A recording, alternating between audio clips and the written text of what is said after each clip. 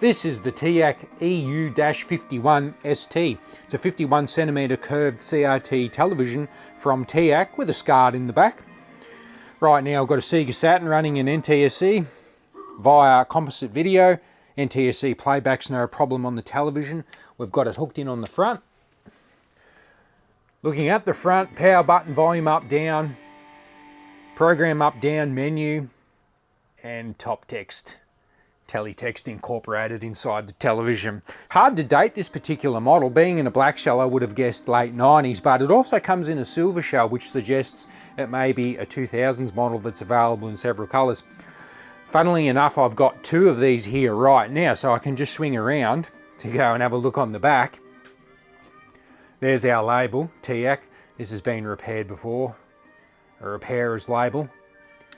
Model number again, made in Turkey. Then down on the bottom we see our inputs. Well, we see a lot of cutouts, unoccupied cutouts. The chassis can suit quite a number of different tube sizes, so it can accommodate that. You'd probably find different models will have some of those slots filled. We have the SCART, can confirm it's RGB capable. Let's have a look inside. Look at this. We've got a Thomson tube inside. A51 EBV 13X25. We've also got a date.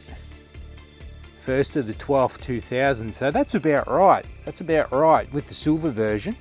It hinted at that being a possibility getting into the 2000s. Maybe Teac ran with this model for quite a while too. This is a true stereo television. There's a little label down in there, stereo written on it, just to emphasize that point. Tiny neck board. EU, what's the model number? 51cm, EU, European, SCART and ST stereo. Self-explanatory, green yoke. Typical of Thomson. Right, let's go and fire up the Saturn in RGB. Let's see how it goes. By the way, this is the remote control. Well, it may not be the matching one. It is a genuine Teac remote, and I seem to be able to get full functionality with it, so I'll stick with it. Straight into it with VirtuaCop 2 on the Saturn, SCART RGB. The tourists are making away with the bomb. Quick test for the light gun. Of course it'll work. Well, he got me, didn't he?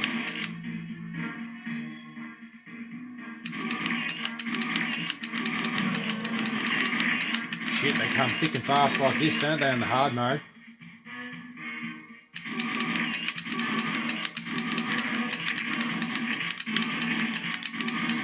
Work your arm out. Okay, the gun works fine.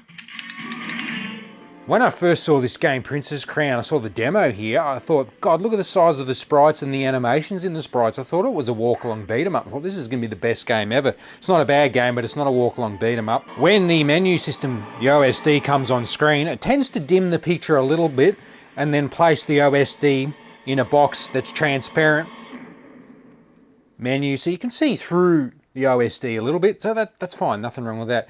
A simple menu, easy to use. There's our sound. Picture, we've got hue for NTSC signals.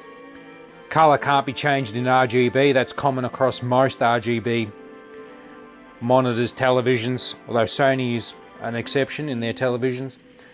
There are some exceptions out there. Picture mode, we can even go into widescreen or 4:3. Depending on how your SCART cable's wired, it may automatically put it into 16:9. It did with the Sat when I first tried it, but I switched to 4:3 and then pushed store. So it's stored every time I turn the TV off and on, and it's just like this, 4:3.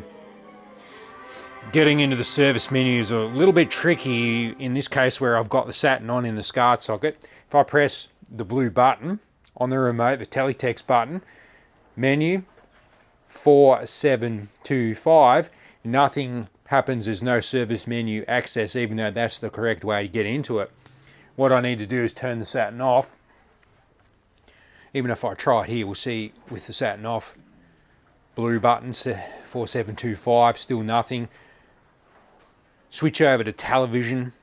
So we get out of AV, get out of the SCART, get out of that, onto TV now. Blue button, 4725. So there's your service menus up. Then you go into your adjust. You've got to look at the service menu, which is easily available to know what you're actually changing here before you start fiddling around with things. I'll exit out of that. Just press menu till you get right back out again, and there you are. In conclusion, the Teac supports RGB. That's the main thing I wanted to see. Not every SCART television supports RGB. Not every Teac supports RGB. This one does. Year 2000, not too old. Okay performer, nice picture. Pretty standard Teac fare. Not the ultimate, not the worst. Doable, usable, 51cm stereo sound. You could fit it in nicely somewhere. Easy to use remote, menu system. Good enough picture. What more can I say? Thanks for watching and see you next time.